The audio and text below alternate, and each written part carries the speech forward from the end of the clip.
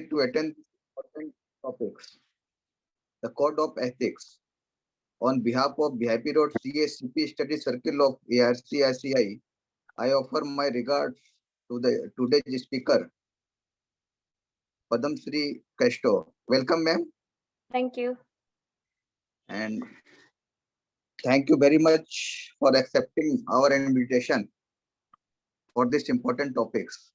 I am sure members present here must be aware about the mandatory requirement of 2 CP hour by the CP committee of ICI. So this is the very important for all of us to attend this important topics.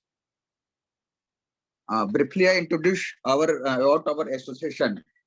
VIP Road Study Circle is the first CA study circle of the Eastern India, established in 1997. DIPCA having a membership strength of around 950. And we are happy to share that we have completed our 25th year of existence and celebrating Silver Jubilee year. So we organize many programs during the year, more than 70 programs we are going to organize, and including fellowships program, charity programs, CP programs, and national or international tours. So once again, I welcome you all to this important seminar and hope you all have a great time ahead. Now I request our program chairman, C. Rohit Kejriwal, to briefly introduce our today's speaker and start the program in order. Thank you. Thank you, President sir. Good afternoon, all of you. Thank you, President, to give me the opportunity to give the brief introduction of our speaker, Padam Shri Crasto. I give a brief profile details. He is partner in MSKC and Associates. He operates out of Mumbai office and has over 18 years of extensive experience in practicing audit services across industry verticals of insurance, financial services, and manufacturing. She is also responsible for the quality assurance function in the audit and assurance services, which technically include review of deliverables, conduct of online review, cold review of audit files, and in charge of implementation of ISQM. She is responsible for coordination and conduct of all regulatory reviews. She imparts training program on technical, quality, methodology, audit tool, and other matter of professional interest. She is also contributor of the WIRC publication, Anthology on KM and other reporting matters, Model Financial Statement for Non-Corporate Entities, E-Handbook on Role of Chartered Accountancy Firm to ensure compliance with Security and Exchange Board of India, Regulation 2015. She is member of Corporate Law and Governance Committee, WIRC, Special Invitee to Corporate Law and Governance Committee, ICI, past member of SA Ind AS Committee of WIRC, past member of Corporate and Allied Law Committee, WIRC. This technical review in the FRRB, technical reviewer for ICI Awards for Excellence in Financial Reporting from previous year. Now I request to our speaker to start his deliberation. Over to Padam Shri Crasto. Yeah, thank you. Thank you so much, Rohitji, and thank you, VIP Study Circle, for giving me an opportunity again to speak. I think I had the privilege to interact with the study circle earlier through Nitesh ji. So I'm just sharing my screen. Please let me know if you can see my screen. Yes, ma'am. Yeah. And you can hear me clearly? Yes. Yeah. I switch off the video for better bandwidth in terms of this thing. Okay.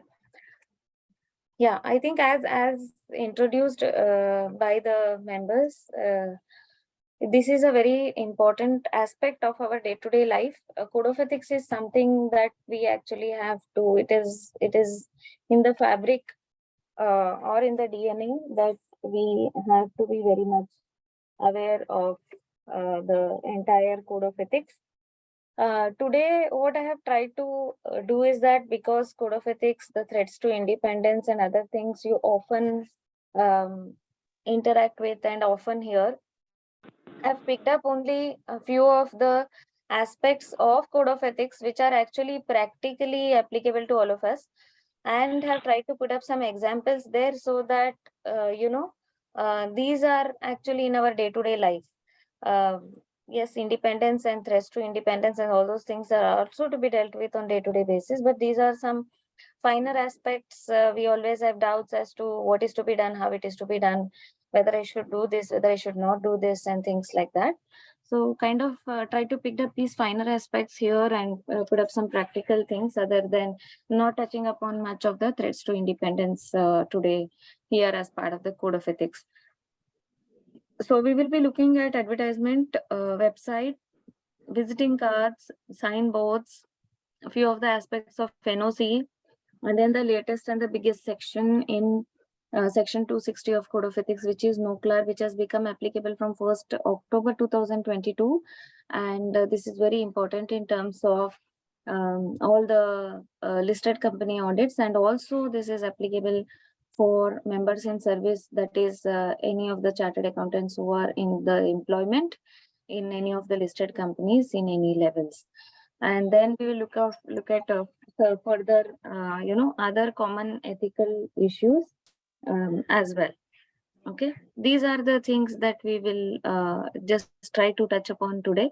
Okay, so as we know, this is just brief introduction of how the Chartered Accountant Act and regulation is set forward. The first schedule, professional misconduct in relation to chartered accountants in practice. Part 2 is deals with professional misconduct in relation to the members of the institute in service. Part 3 is with respect to members of the institute in general, and part 4 is other misconduct. Second schedule is the serious one, which is again divided into practice, the COP holders, non-COP holders, that is members in industry and in general. So that's the general layout, and anything that if it goes into the disciplinary action, it falls to one of these sections basically. So this is the outlay or the general understanding. Now let us look at the advertisement section. One of the things that I think many of us do crib and cry is a matter of fact that why are we not allowed to advertise? Why are we not allowed to solicit? Many people do it, doctors do it, lawyers do it. Why are we not supposed to advertise? So one of the basic underlying principle is that, our work should speak for us, our professionalism should speak for us, and not the advertisement should speak for us.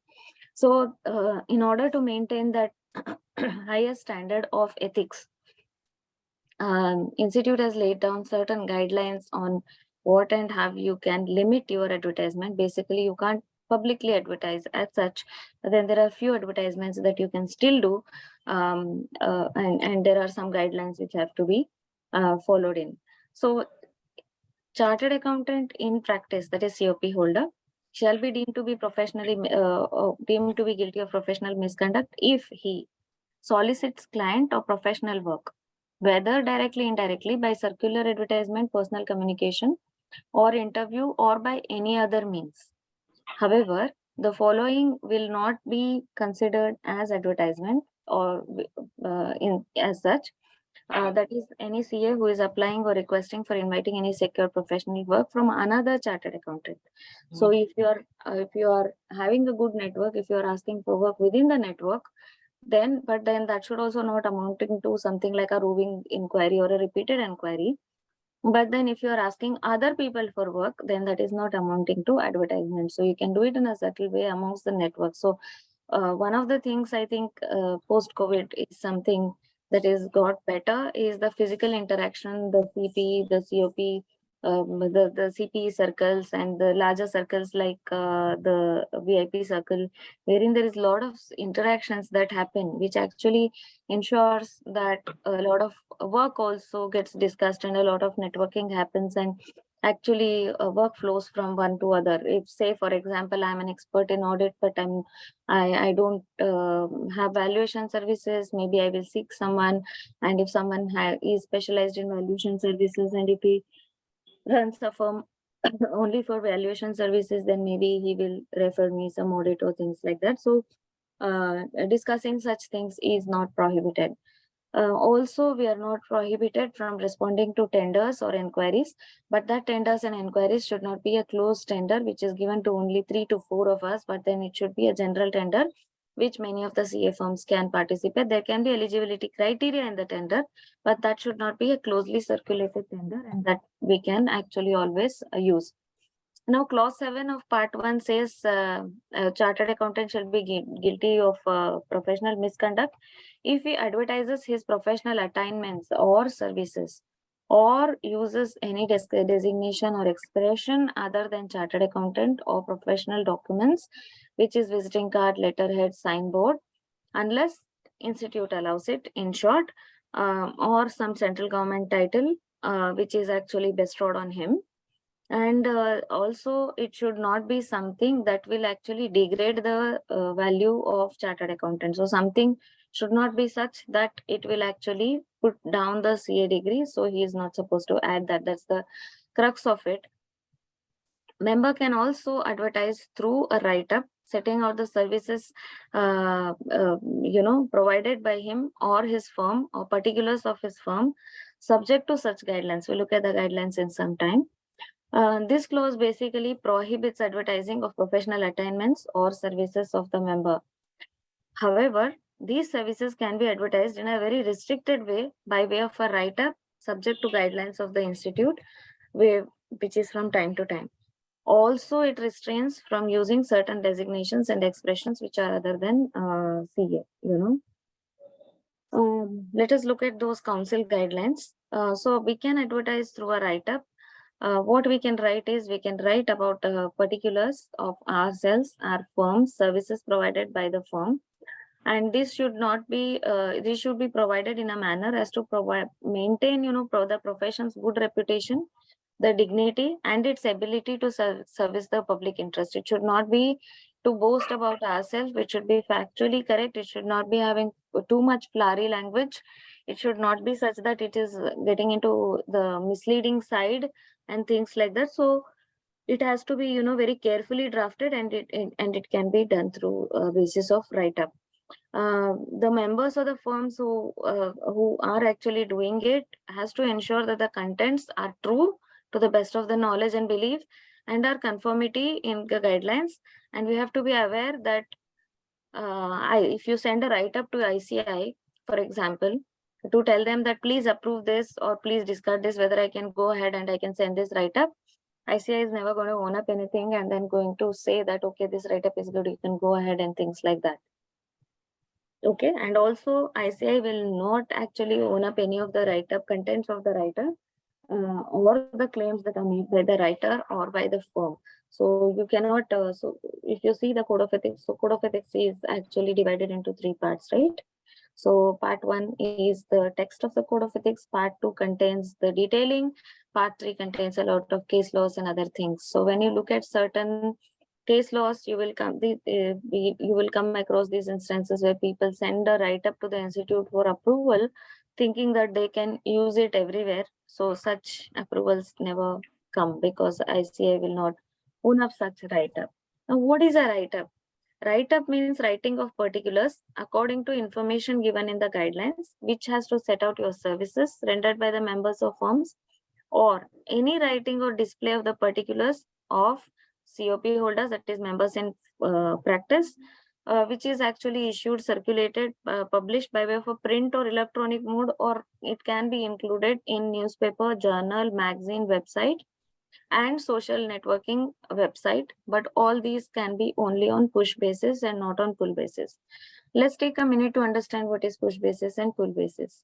So as you know, most of the advertisement are on push basis. Push basis means it appears to you, and it actually is actually based on your search and based on other things. It's just pushed to you. So the technology at the back end that is used to push certain information to you. So so your write-up or anything that you put up on your website should never be on a push basis. It should always be on a pull basis. What is pull basis? You go there, click there, and then you get the information. So when we come to website, we'll further discuss this, but that is the difference between push basis and pull basis. For example, when we were making the website. So when we told the website guy that we don't want our website on push basis, we want it on pull basis, he was shell shocked. He was like, then why are you making a website if you don't want it to be on push basis? That means if you don't want to push the information to all the users, then why are you even making a website? That was the question that he asked, you know. So but that is how the regulation is. It has to be one person goes there, clicks there, and then gets the information. It should not be just pushed to the users based on whatever they are looking at. Okay. Few points that are to be considered in the write-up. It must be honest and truthful. It should not be a fake profile. No exaggerated claims for the services offered by the firm or qualifications of members of any of the people or any other person associated with the firm. So sometimes it so happens I have a firm of, say, for example, 5 people. I know 1 or 2 people who are very marquee people or who are very, acquaintance to them. So I'll say, this person is associated. He is so great. So I am great associated with him and things like that. We should avoid such kind of claims and we should not be putting up those things. It should not be making any disparaging references or unsubstantiated comparisons to the work of others. We all are actually same. We all are chartered accountants. We all are qualified. We are capable of handling various types of work. It depends on our expertise as to where we, deploy our expertise and how we handle the work. It doesn't mean that someone is inferior or superior to anyone because we all have got the same degree. So it says that I cannot compare. For example, I have XYZ firm and someone else has ABC firm. I cannot say I am better than XYZ firm. I am better than one firm. So all this ranking and things like that, that should be completely avoided.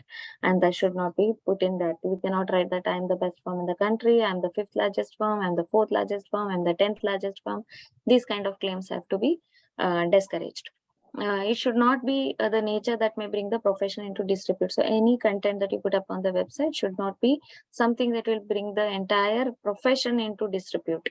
Okay, it should not contain testimonials and endorsements concerning members or names of the client, both the present and past, or the fees charged. We can't say, okay, say for example, Mr. A was my client, he's the top businessman of the country. I'll put a testimonial from him saying that you are the best chartered accountant I have ever met. You have provided me the best services and things like that. So those things are not allowed along with the name of the client, and fees of the client is never to be displayed as it is a confidential information totally. Also, it should not contain any information about achievements, awards, like except the awards that are given by the central state government or the regulatory bodies. If those people have not given the awards, then you are not supposed to display it on the put it up in your website. Or any other positions held or accreditations granted by the organization. So you're accredited by 3-star, this some evaluating agency, you are rank 3, you are 2-star, you are number 1 star, and things like that. That cannot be written in the write-up. Monogram of any kind or use or any kind of catchwords is not permissible. You cannot make a logo, you cannot make a slogan and all, and you cannot actually publish it on your website.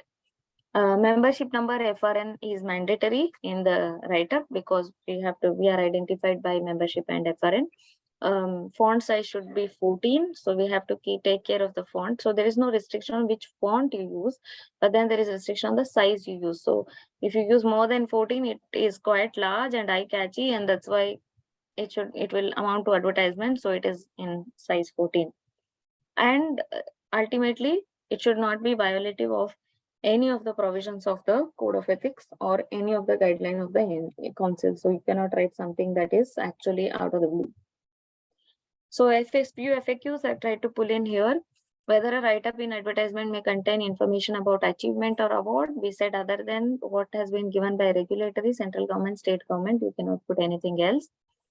Can a practicing chartered accountant solicit clients or professional work by advertisement? As we discussed, generally no.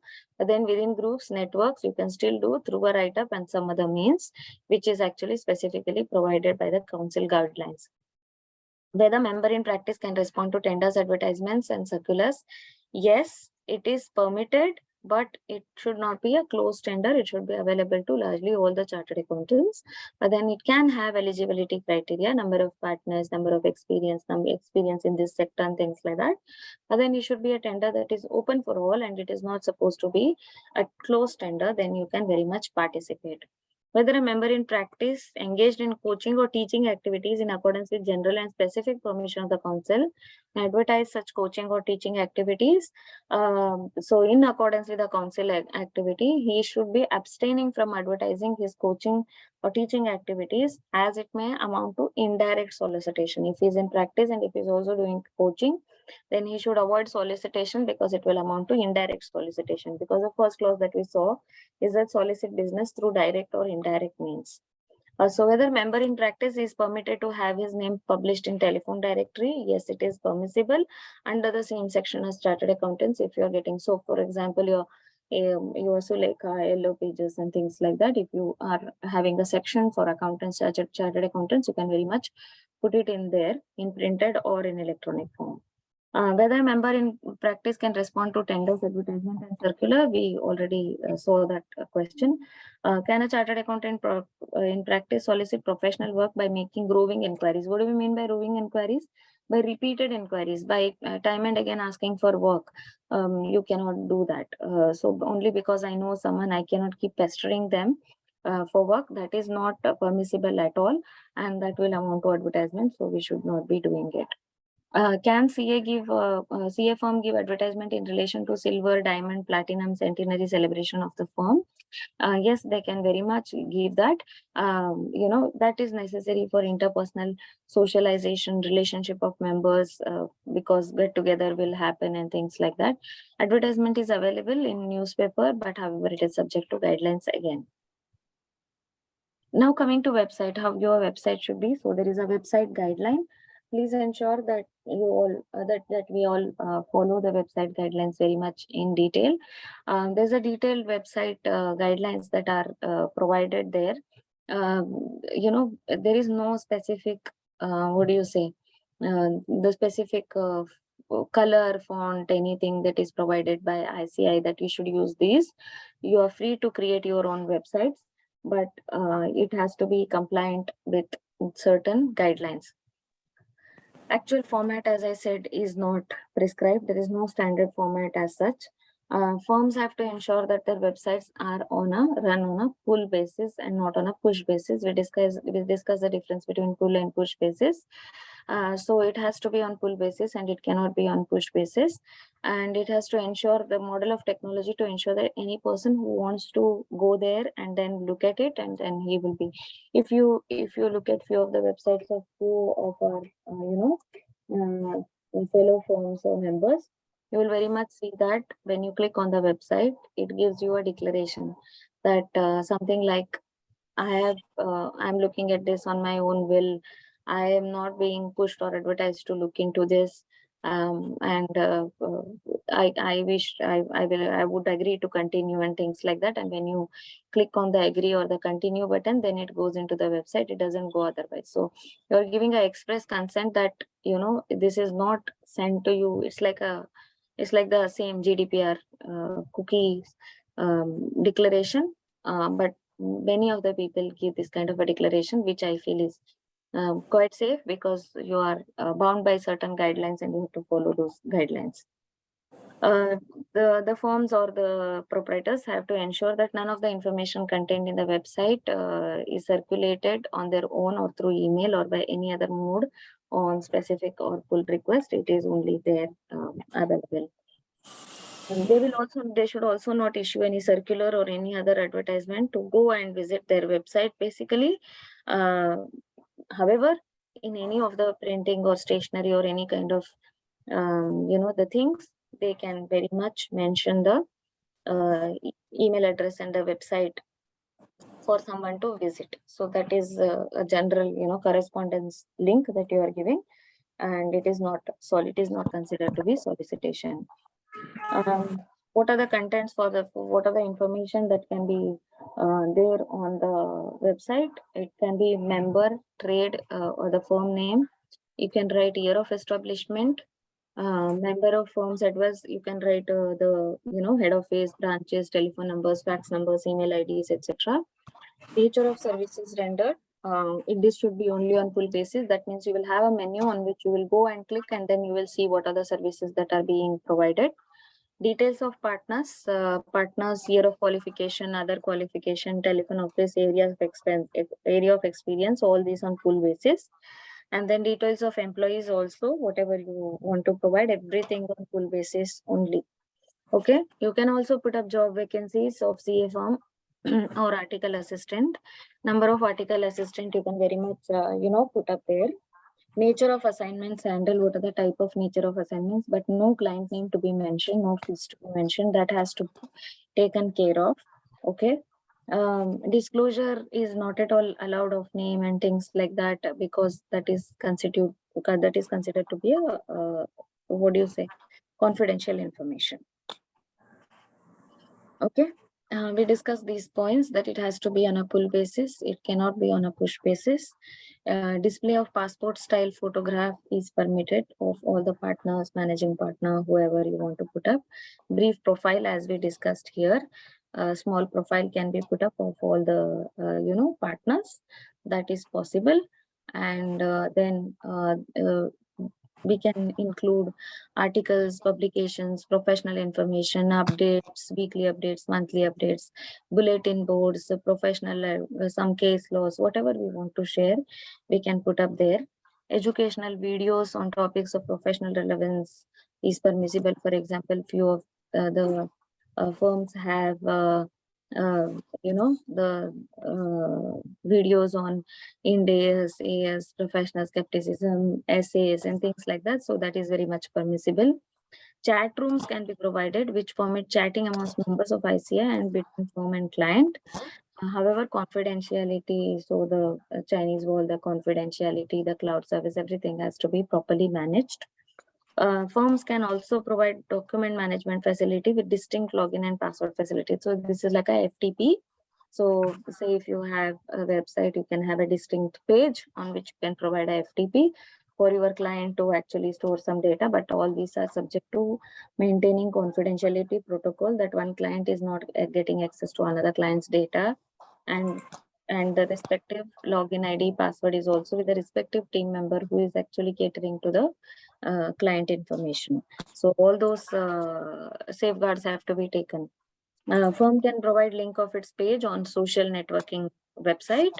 Members are not supposed to solicit people to visit or like their respective pages on such social network. You cannot actually write on your Twitter or Insta that this is my website, please go like, subscribe, and things like that. So you can give reference to, then you are not supposed to solicit or ask people to come like it and subscribe to it and things like that.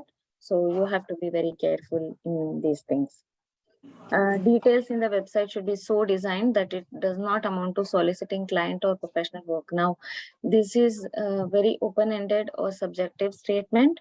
You will have to deal with this very carefully. You cannot deal with this very open-endedly, because you have to exercise all caution that actually it is not amounting to ultimately direct and indirect solicitation of the business, of the professional work. A website has to also ensure adequate secrecy of the matters to the clients handled through website. So that is when we talked about FTP. It should not be visible that which all clients you are dealing with through your FTP. So you have to be very careful there. No advertisement in the nature of banner or any other nature will be permitted on the website. So I am the best, I am the 3rd rank in the world, the 4th rank in the country, 5th rank in the state, something. I cannot putting any of those sort on my website. The website should be befitting the profession of chartered accountant, should not be confirming any information or material which is unbecoming of a chartered accountant. Again, this is an open-ended statement. So we should stick to providing information that is related to our profession, and maybe it is not necessary for us to wander around and put some some other irrelevant links to some media bites and things like that. Maybe that's not relevant at all. So it should not be something that we are indirectly promoting or disregarding something, anything that may be unwarranted for a chartered accountant's profession. Website may also provide a link to ICI, its regional councils, branches, and also website of government departments, regulatory authorities like MCA, ICI, NFRA, SEBI, whoever, GST, anything you can provide to all those, or ICSI, CWI, anything you can provide those links actually. Website should specifically mention the information which is not at material variance from the information as per the ICS record. So you have to update your website on continuous basis as to how many people, what is it that you have, what are the things that you should update and things like that. So it should not be materially different than what you have on ICI records.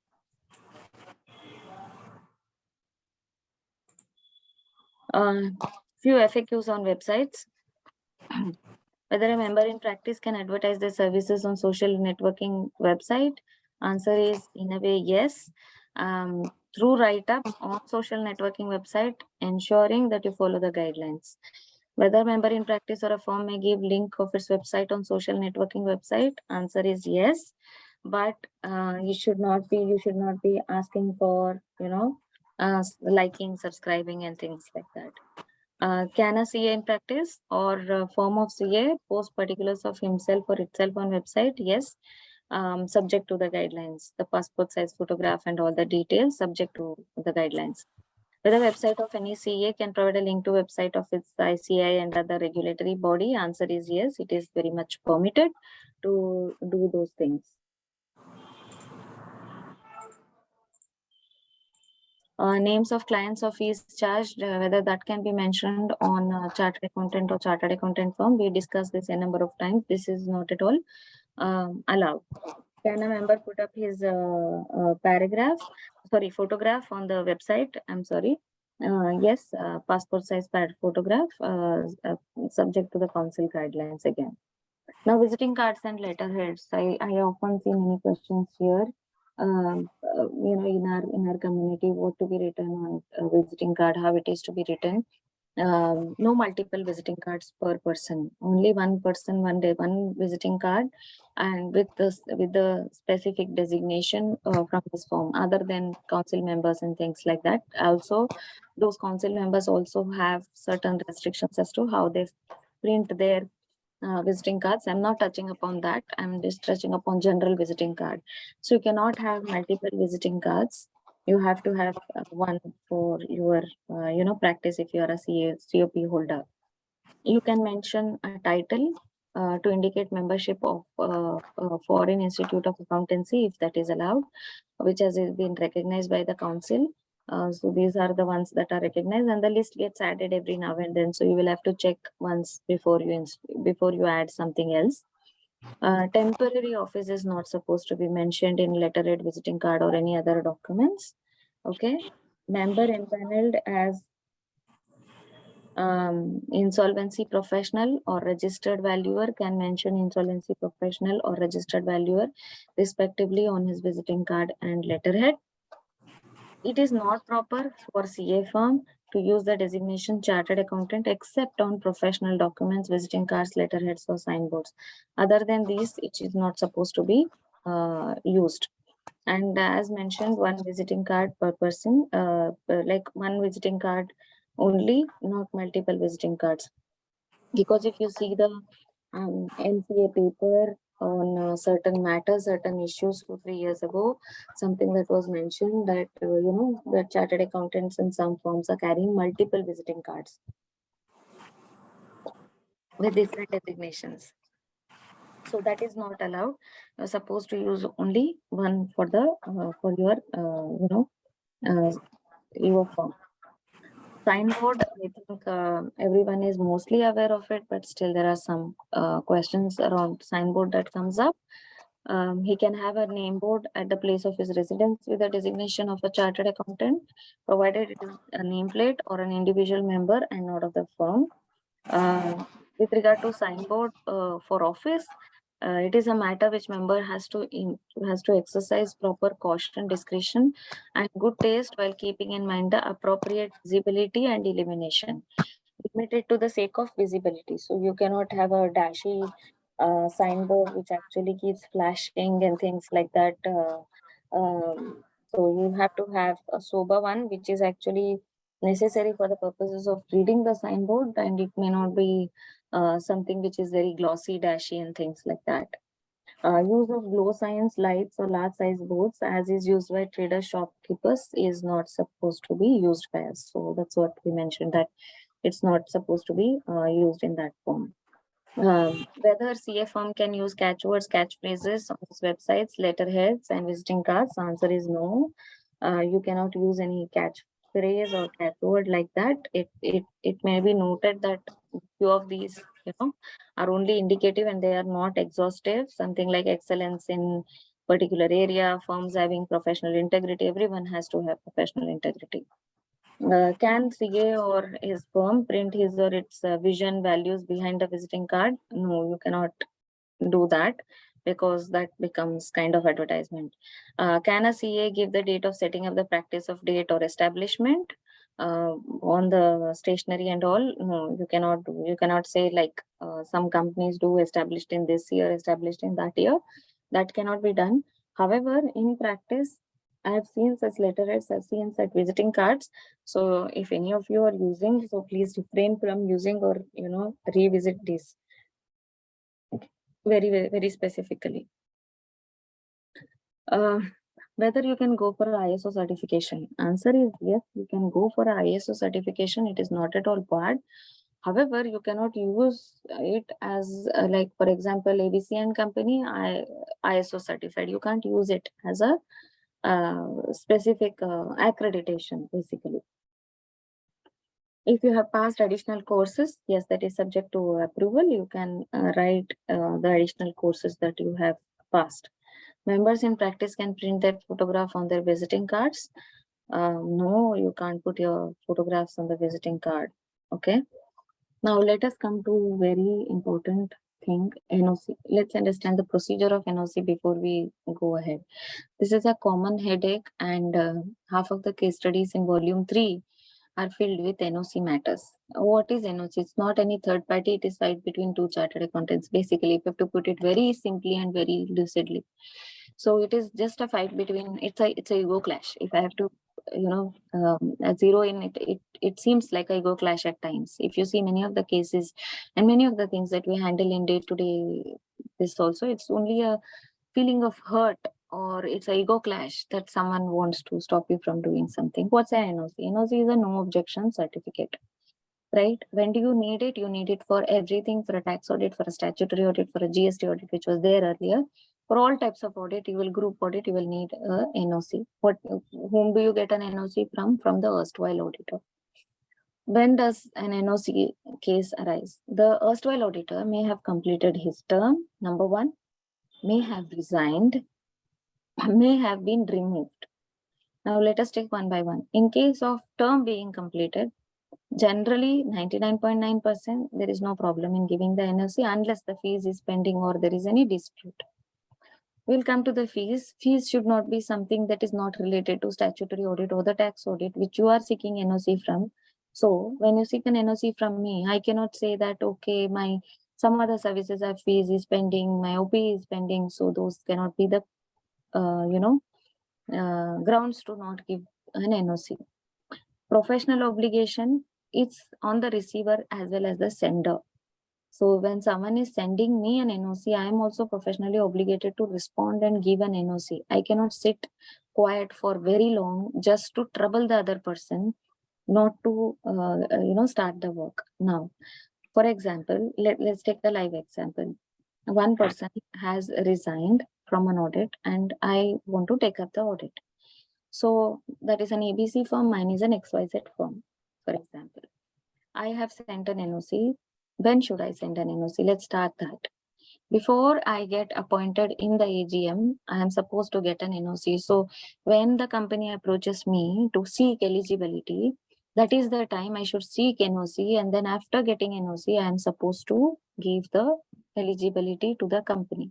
So there is a different school of thought that exists, that I can give eligibility subject to NOC, and then I have to write eligible. I have to write to the other person, because that is the time I have come to know that I am going to be appointed. And then the other person can give me an NOC, and then I can reconfirm to the company by a clean NOC. And then that clean NOC can go into the ADT 1, and the company can appoint me. Okay.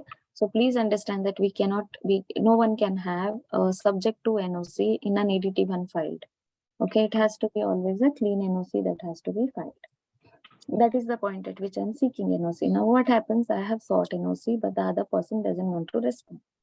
What do I do? So if it is a normal speed post or a courier, same city, then 3 to 5 days, 3 days you wait, send one more reminder. Okay.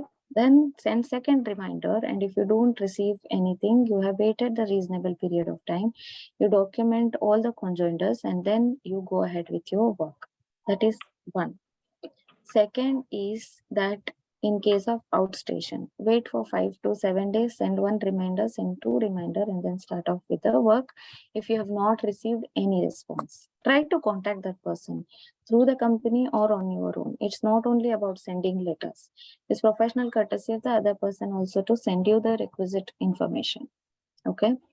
Now today the world has become simpler and life has become easier. Why wait for all this physical speed post, courier, POD, all that stuff? Let us take a simpler route. Take the email ID, send an email ID, put a read receipt. When the person reads, you get a read receipt, you take a screenshot of it, preserve it. After 2 days, again send a reminder, send another reminder, send 3 reminders like that, and document if the other person has not turned up, and also follow up through the company and also follow up on your own. So do all this procedure and you are good to go. Okay. If the other person, it's written in the code of ethics that holding back NOC only with a hurt of feeling, only with a feeling of hurt or with ego is not appropriate. You have to give the NOC when sought for. Okay. Now, if the other person hasn't given any objection, you're good to go. If the other person gives me an NOC with some objections, okay, say for example, my fees is not clear. You cannot start the work unless his fees gets cleared, because that's a threat to independence. You need to clear off the fees of that person. Now, just taking a side route and just stepping out and saying that you cannot start the next year's work unless your fees is received of the last year, because that also gets into indebtedness and that also becomes a disqualification for you as an auditor. You have to recover the fees before you start the next year's audit. So please be reminded of that as well. So if he raises an objection, then you have to ensure that you forward it to the company and then you get the matter clarified, and please ensure that you get a clear NOC and the ledger copy saying that his fees is cleared, then only start the work. Third situation, there is a problem between the company and the auditor. Company doesn't want him to continue. He makes that auditor resign. Practically, this happens at some cases, we know. He appoints you as an auditor. You try to seek NOC. He doesn't give. After 2 reminders, he gives you a harsh NOC wherein there is already a problem existing. Simple advice would be, don't get into such issues. Get the matter resolved and then only get into the audit, because these are the typical cases which actually goes into NOC issues and complaints get filed against people in the institute. Okay. Another request is, when someone asks NOC, please give some time to look at your accounts and then give the NOC. It takes hardly any time for us to respond to the NOC request. It's a standard letter. We can ask our team to just prepare and sign it off and then provide it to them. So that's as simple as that. So if we handle these matters in a proper manner, then I think the problems with NOC will actually reduce significantly. Okay. So if you start off your work, then actually you become non-compliant with Code of Ethics. Okay. Duty of retiring auditor, we discussed very much in detail. Positive evidence of delivery required. So that is when, if you are sending an email, you have to have a read receipt. If you are sending on hard copy, You have to have, that is hand delivery, you have to have a stamped acknowledgement. If you're sending by any other means, speed post, then you have to have the POD. In case premises are found locked, you have to get that as office found locked acknowledgement, and you have to ensure that you put it in the file and do another attempt, maybe do 2 attempts, and if you don't get anything, then you consider taking up the work. Okay.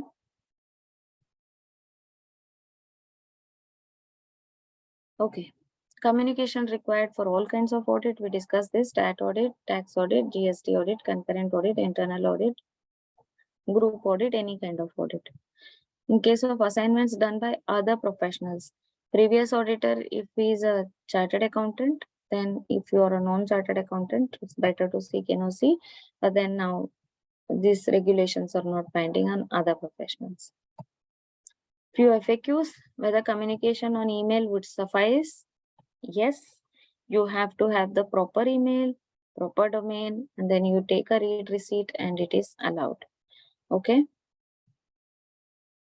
Communication on email valid only where post offices or office of CA firms are not open. Nothing like that. You can you use email for everything these days, for confirmation procedures, for all other procedures. You don't receive any letters from ICI anymore. Even ICI uses email correspondence. So it is very much possible for you to use the email correspondence. If he accepts his appointment before getting an NOC, yes, he would be, but then you have to, follow the proper procedure. Has failed to communicate, he did not wait for a reasonable length of time. So the reasonable length of time is subjective. You will have to communicate and ensure that it is a reasonable length. What kind of acknowledgement? Hand delivery, POD, received, or read receipt. We talked about everything, but acknowledgement is necessary. Is it okay to start the work immediately after getting the acknowledgement? No. Wait for the receipt and apply that reasonable time basis that we discussed just before. And after doing that, then you go ahead. Okay. Now we come on to the next and the most important section, which is very new section as well, which is NOCLAR. Excuse me. Response to NOCLAR. What is NOCLAR?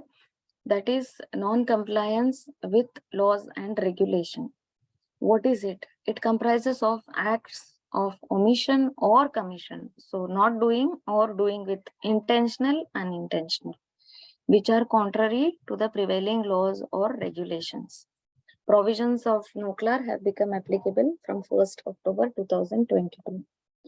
Self-interest or intimidation threat to compliance with provisions with principles of integrity, professional behavior is created when a person becomes aware of non-compliance or suspected non-compliance with laws and regulation.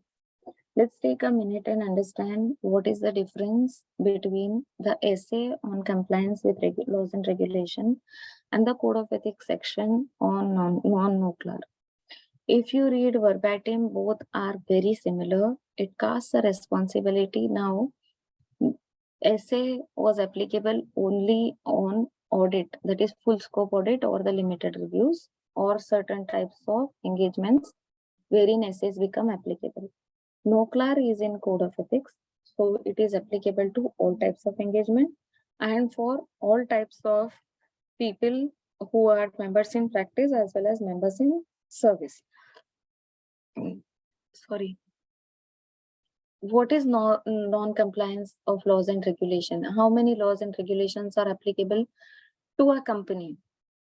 I tried to search for this. Approximately 170 or 180 laws and regulations are applicable for a large manufacturing company. That's what the information I got. It may be different. It may be, slightly different or maybe more or less.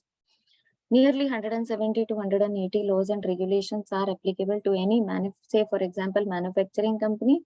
If it's an FS company, I am supposing it will be more, less, whatever, because there will be more RBI regulation. You as a chartered accountant, what is expected of it? Okay. we will look into step-by-step approach of what is expected of chartered accountant. First, let us understand what is NOCLAR. Non-compliance with laws and regulation, it comprises of acts of omission, that is not doing; commission, that is doing; intentional, that is deliberately; unintentional, which is not deliberate, it just happened; which are contrary or not in compliance with laws and regulation, which is committed by the following parties: professional accountants employing organization. That means this is applicable to all the chartered accountants in listed companies, actually in phase 1. So this is applicable to all the chartered accountants in listed companies. So members in service also. Those charged with governance of the employing organization, so audit committee or the board members, if they commit, then also this is applicable. Management of the employing organization, senior management, your junior, and there's someone senior, if he commits this intentionally, unintentionally, commits or omits this, then also this is applicable. Other individuals working for or under the direction of employing organization, this is from the view of members in service. However, we as auditors, we as consultants, we as any other service provider, if we are chartered accountant, then the similar things will be applicable on us to report. We will look at the step-by-step approach. Examples of laws and regulations which this section addresses include, so I put certain text in red because those are the important things. Now, this entire reproduction, I've not changed much here because it's very explanatory. I would request all the attendees to please read section 260 of Code of Ethics once on your own. We need to sit down for 2 hours and read this section to understand this section and to understand the duties and responsibilities cast on us as chartered accountants in practice or in service. If you have clients who are listed companies, please educate them on this section. Most of them are already asking questions. So if you have clients who are listed companies or you have friends who are employed in the listed companies, please educate them of this section 260 because this casts duties and responsibilities on both sides, because always people thought that Code of Ethics is not for me, it's only for COP holders. No more is that case. It is applicable to all. So we have to ensure that we all follow this in the same spirit. Okay. What are the examples? The examples are like fraud, corruption, bribery, money laundering, terror financing, proceeds of crimes, security market trading, banking, other financial products, services related, data protection, tax, pension liabilities, payments, environmental protection, public health safety. So, everything, anything and everything. If we take environmental protection, for example, that covers most of the factories, because disposal of waste, disposal of certain chemicals, disposal of certain materials, all these actually comes under environmental protection. Pollution control boards are quite harsh on few of the companies. We know various stories. Certain factories have been shut down by pollution control board because of non-compliances. So it is not only related to finance, it is related to all types of laws and regulations. Very important to understand few things. We'll come to it. Non-compliance may result in fine, litigation, other consequences, right? Importantly, such non-compliance may have wider public interest implication in terms of potentially substantial to harm of investor, creditor, employee, or general public. So what you have to consider for the purpose of this section is the non-compliance that actually causes substantial harm is the one that results in serious adverse consequences to any of these parties in financial or non-financial terms. If it is very harmful, then you have to consider reporting them in some manner or the other. So if you see Caro now, I think earlier the Caro and the Caro now, the Caro specifically has one clause which says that this is not limitation to reporting. That means there is a thinking that in audit report under 143.3, I am asked to report only 5 things. I will report only 5 things. In Caro, I am asked to report on 20 sections. I will only report on 20 sections. What that sentence specifically means is, If you are not asked to report on other sections, that doesn't mean that if there is a non-compliance sitting there, you can be quiet. This is not a limitation to reporting. You can report more.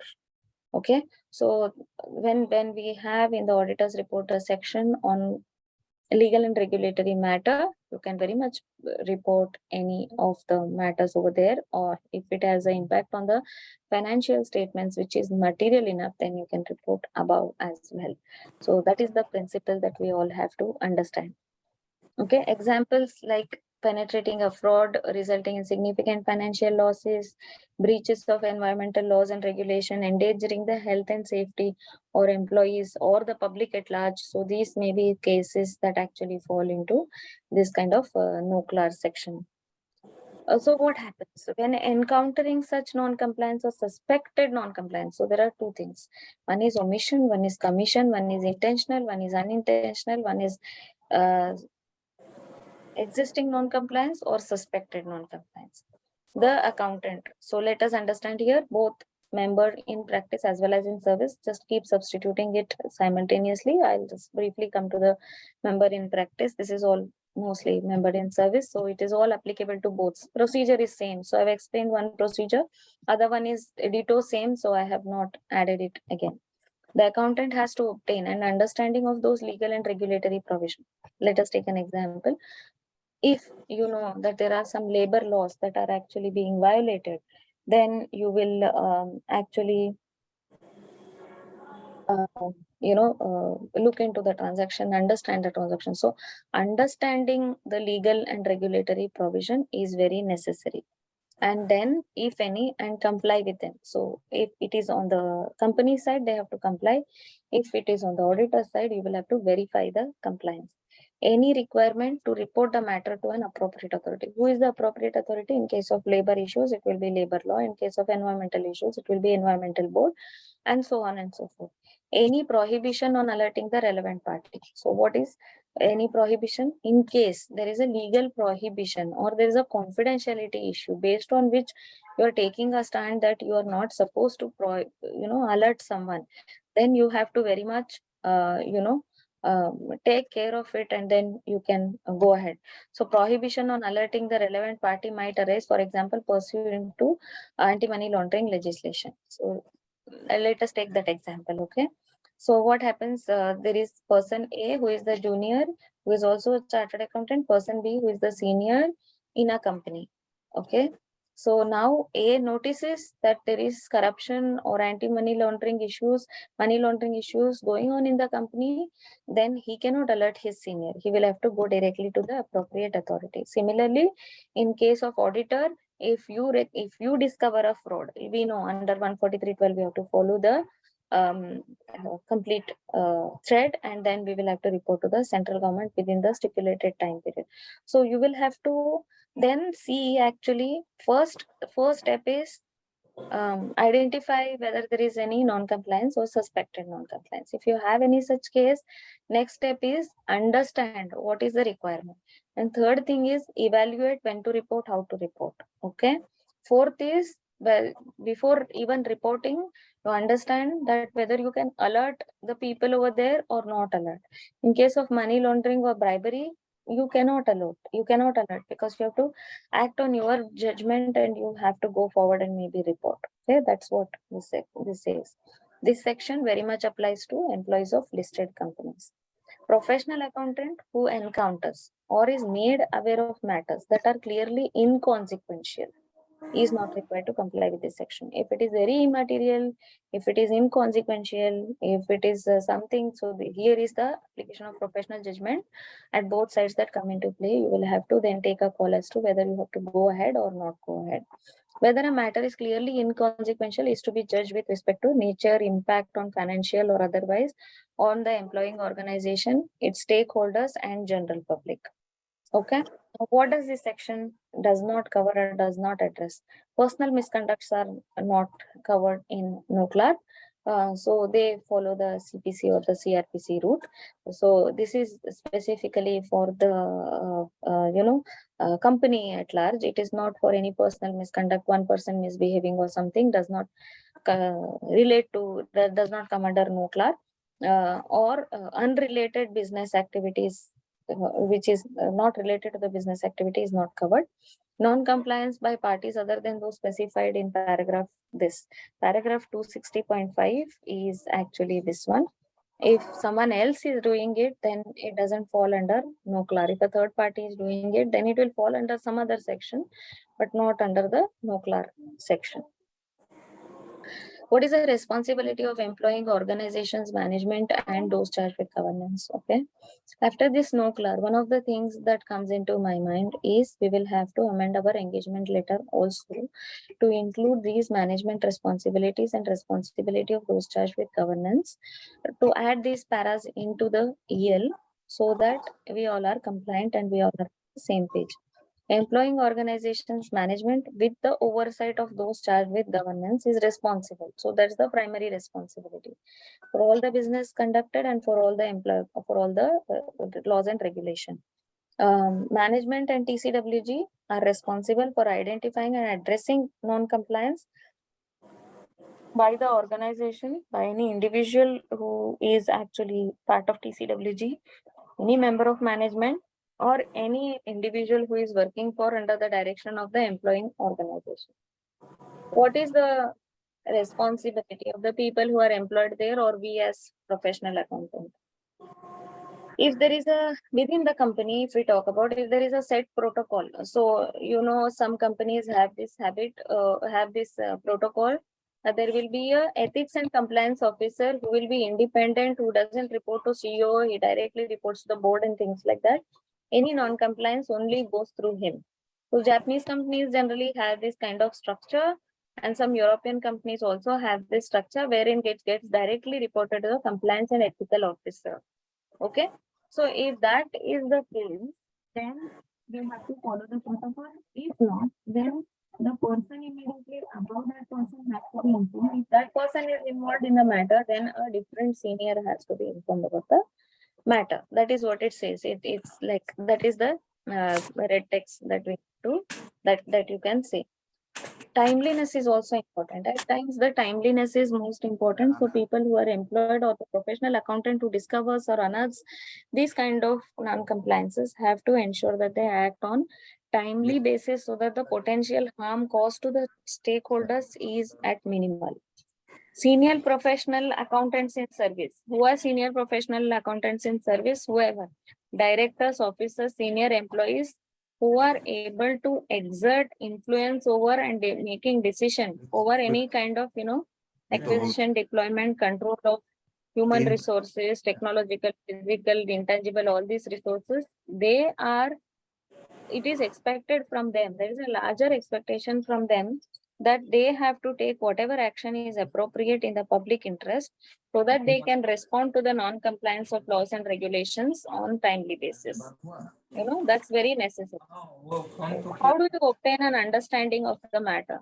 The accountant has to obtain an understanding of the matter. He has to understand what is the law that is applicable, what is the nature of non-compliance, make the assessment. Now, in doing that, he can actually seek legal advice also. One very important thing written over here, which you will see here, where the cursor is or in the red color, is that he is supposed to apply his knowledge and expertise and exercise professional judgment.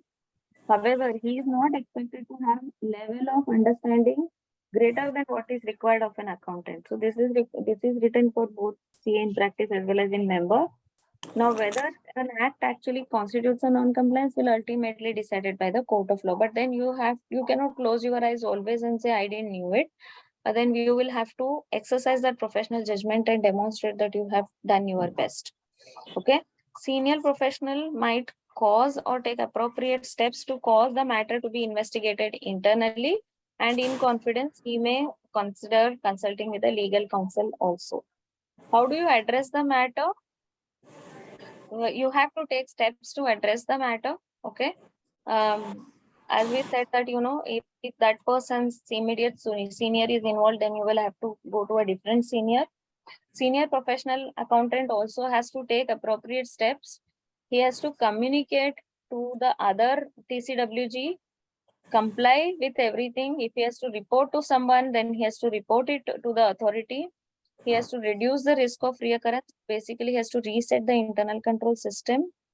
He has to assess what is the consequence, remediation, and how it is mitigated. And he has to seek to deter the commission of non-compliance if it is yet to be occurred. Actually, he has to try and stop everything that has happened in the past and mitigate those, and then try and stop what will happen in the future. He has to inform other TCWG so that he can obtain the concurrence. If he has to disclose the matter in the stakeholders' interest, he has to be doing that. It is their duty or legal obligation to provide all information that is necessary to enable the auditor to perform the audit. So after doing all this, they will have to mandatorily inform the audit. So that is when NOCLAR section specifically has to be a clause in the engagement letter as well as the letter of representation or the management letter. Now we have to determine whether further action is needed or not needed.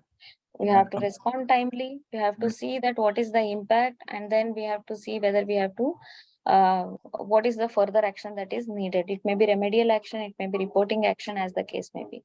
And we can seek advice from professionals or external legal counsel, and then also whether to disclose to an appropriate authority and what will be the impact. So if need be, you have to do that. Imminent breach. So in exceptional circumstances, imminent breach is it is already sitting and it is happening from a prolonged time. If there is a imminent breach that has happened, then he has to consider why, what, and understanding the matters, has to try to stop it, and whatever is necessary, immediate action to be done so that it does not it does not recur, and also ensure that it has to be reported if necessary to the appropriate authorities. Now it is obligatory on the TCWG side, management side, on the accountant side, on the listed companies also to maintain documentation of this, including all these steps. Okay.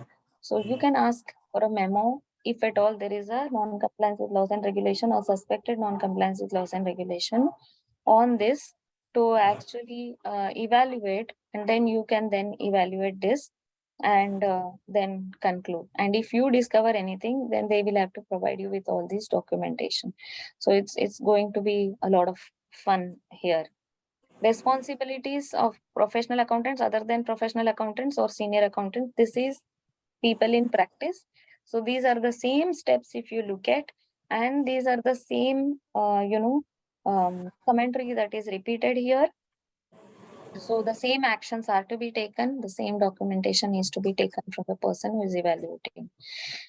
Please note, this is a large responsibility that is cast on us, both on the practicing side or on the employment side. So it is necessary for us to be careful in evaluating the compliance with laws and regulation. Please do not think that it is only Companies Act and Ind AS and AS that we have to look at. It is beyond that. It may be a labor law, it may be a FEMA, it may be a RBI circular, it may be anti-money laundering, it may be terror funding, it may be any non-compliances that we are talking about. If it has an impact not only on the financial statements but even on the operating aspects in a larger manner, then we are supposed to get appropriate documentation of it and take appropriate action. We also may be necessary to be consulting with some lawyers or some other professionals so that we are on the same and appropriate page here. Just touching upon few of the other common ethical issues, which actually few of which have come up in the recent past, the cases that institute has taken up. You all know that there was an NFRA case where wrong information was furnished and some fabricated information was furnished, and NFRA has sent that case to ICI as well as it has decided on its own also with a maximum penalty. So furnishing of any wrong information to the institute is also misconduct, And any information, if it has changed over a period of time, for example, your nationality has changed, your some details have changed, it is necessary to inform the institute. And any kinds of empanelments, etc., if you're giving a wrong information, then that is actually, it's a misconduct at all point in time. Another thing that is very important to note about ethical issue is keeping clients' money without opening separate bank account. You cannot mix your account and client's account. If client is giving you authority to sign some checks, and if he is giving you some money in custody, then you are supposed to maintain a separate account. For example, I just put up a case study here. A chartered accountant was appointed as liquidator. He had wrongfully and without knowledge of the and consent of the complainants disposed of a machine which was duly charged in their favor. So that is conduct.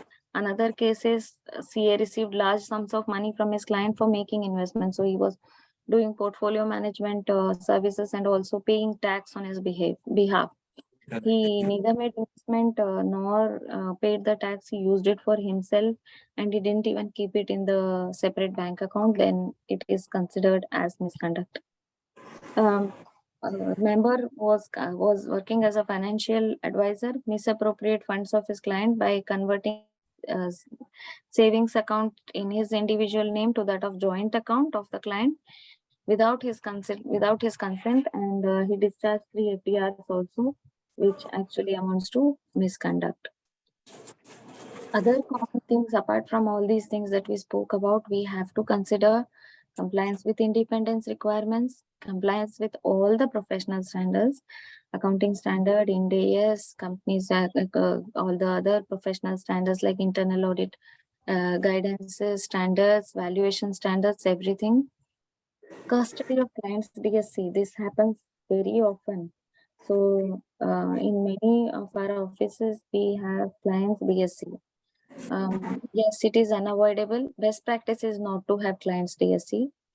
I understand that it is very difficult and not possible. So even if you have a letter of authority or something signed and kept with you, it is no guarantee that client cannot charge you with a charge that you have misused or you have not used without his consent or things like that, because it is as good as cutting his hand and keeping it with you. So that's something that's always risky. You have to take, it depends on case to case basis and from place to place and your relation to relation and client to client basically as to how you manage this risk. But this is I would say in audit terminology, this is an inherent risk which you always have to struggle to mitigate. Today, relation with the client is good. So everything that you are doing is going good. Tomorrow, relation with the client may not be good, and he may unnecessarily pick up those points which he can, and DSC may be one of those points. So be very alert and careful on usage of clients DSC and keeping custody of clients DSC. No letter can prove that it's not possible. DSC is like my signature. You use my signature, so it's difficult. And digital imprint is also available that it was used from your laptop, so or the system.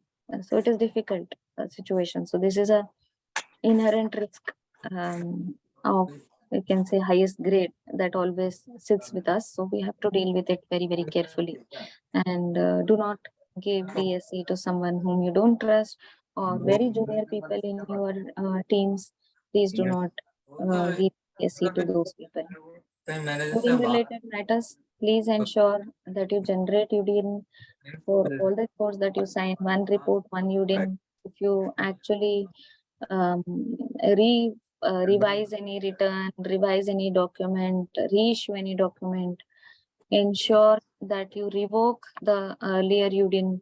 So because UDN also comes into professional misconduct, non-generating also, wrongly generating also, putting wrong details also, all these come into professional misconduct. So please be very careful of student related matters. That's all I had to cover. Open for any questions, anything that we have. Any questions, happy to take up. If there are any questions in the chat, please let me know, or you can unmute and speak as the case may be.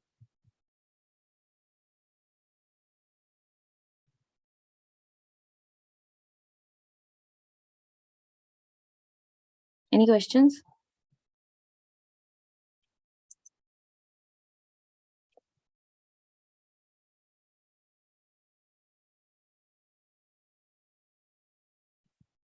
Rohit ji or Rajesh ji, any questions that you see? Yes, ma'am. Hello. Yeah. So we ask for two participants. Yeah. If they have any question, they write in the chat box.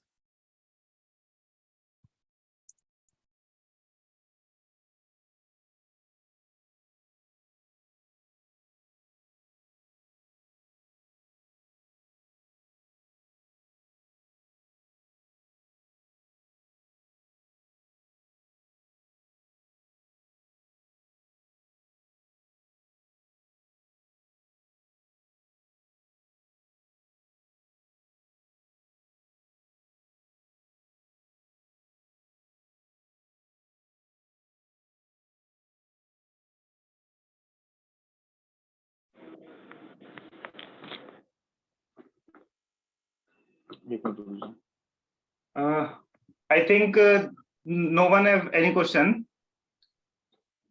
Rajesh bhaiya. हाँ hello हाँ Rohit question तो किसी का नहीं है भैया लग रहा है, तो वोटर फ्रेंड्स के लिए अपने फिर प्रोसीड करें. हाँ हाँ sure sure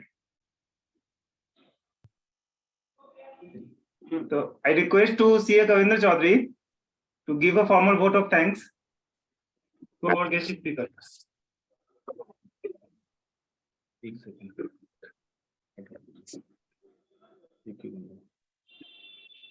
Thank you, Rohit, for giving me the opportunity. Thank you, ma'am. You have deliberated in brief about the code of ethics, and I think all the participants had gained from your deliberation. Thank you, ma'am, and thank you all the participants. Thank you very much. Thank you. Rajesh bhaiya, can we end the session? हाँ yes. Thank you. Okay, Thank you thank very you all of you.